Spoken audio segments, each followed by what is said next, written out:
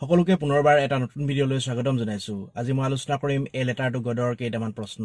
যদি তুমি চেনেলটোলৈ প্ৰথমবাৰৰ কাৰণে আহিছা সাবস্ক্ৰাইব কৰি ল'বা। Very short questions of 1 mark. Number 1, who was Lencho? Lencho কোন আছিল? Lencho was a farmer who worked in the Cornfield.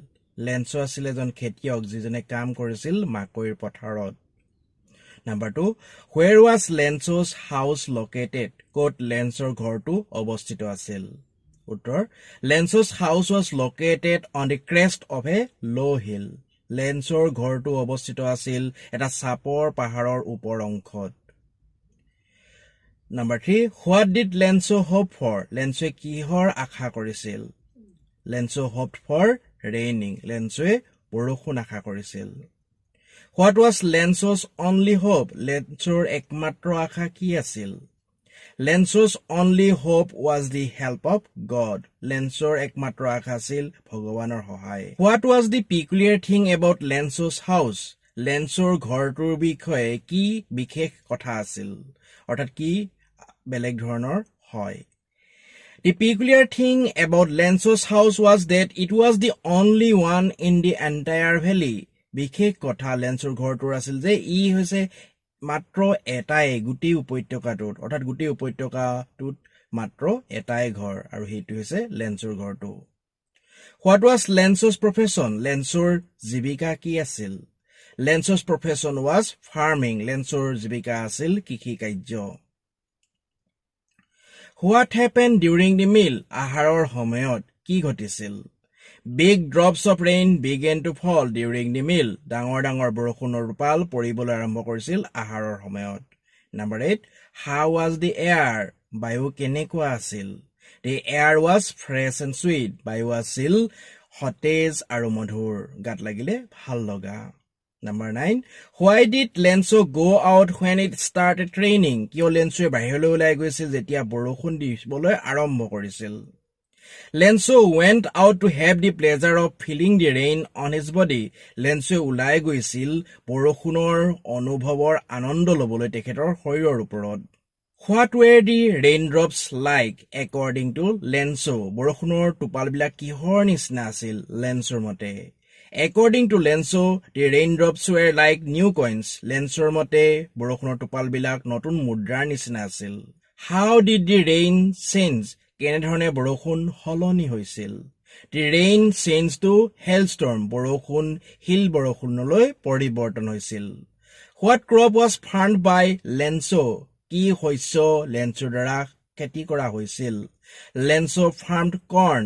লেঞ্চোৱে খেতি কৰিছিল মাকৈ। What was prepared by the women? মহিলাগৰাকীৰ দ্বাৰা কি সাজু কৰা হৈছিল? The women prepared supper. মহিলাগৰাকীয়ে দিনটোৰ শেষৰ আহাৰ সাজু কৰিছিল। How did the field look after the rain? বৰষুণৰ পাছত পথাৰখন কেনেকুৱা দেখা গৈছিল?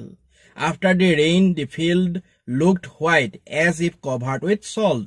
বৰষুণৰ পিছত পথাৰখন দেখা গৈছিল বগা যেন নিমখৰে ঢাক খাই আছে। What happened to Lencho's field after rain? বৰষুণৰ পাছত লেঞ্চোৰ পথাৰৰ কি ঘটিছিল?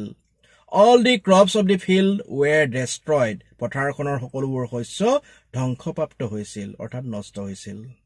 How did Lencho work in the field? কেনেধৰণে লেঞ্চোৱে পথাৰত কাম কৰিছিল? Lencho worked hard as an ox in the field. লেঞ্চোৱে কঠোৰ পৰিশ্ৰম কৰিছিল এটা ষাঁড় গৰুৰ নিচিনাকৈ পথাৰত। What was the strange thing about Lencho's letter? কি আচহুৱা কথা আছিল লেঞ্চোৰ চিঠিখনৰ বিষয়ে? Lencho's letter was addressed to God. লেঞ্চোৰ চিঠিখনৰ ঠিকনা দিয়া হৈছিল ভগৱানলৈ। এইটো আছিল আচহুৱা ধৰণৰ কথা। What kind of a person the postmaster was? কি ধৰণৰ ব্যক্তি আছিল মুখ্য ডাকৱালজন, postmasterজন? The postmaster was a fat, amiable and helpful person. postmasterজন আছিল এজন শকত, বন্ধুভাৱৰ আৰু সহায়পূৰ্ণ ব্যক্তি, আনক সহায় কৰা ব্যক্তি। What was the idea that the postmaster came up with? কি ধাৰণাৰ সৈতে postmasterজনে আগবাঢ়ি আহিছিল, অৰ্থাৎ কি আঁচনি তেওঁ ল'ব বিচাৰিছিল? The postmaster came up with the idea of answering the letter of Lencho. মুখ্য ডাকৱালজনে আগবাঢ়ি আহিছিল ধাৰণাৰ সৈতে যে তেওঁ লেঞ্চোৰ চিঠিখনৰ উত্তৰ দিব। Why did Lencho come earlier to the post office? কিয় ডাকঘৰলৈ আগতীয়াকৈ আহিছিল Lencho?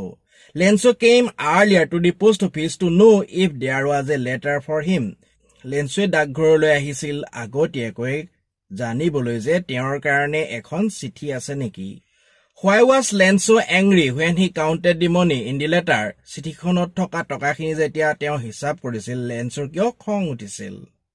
Lencho was angry when he counted the money as it was not the full amount that he had demanded from God.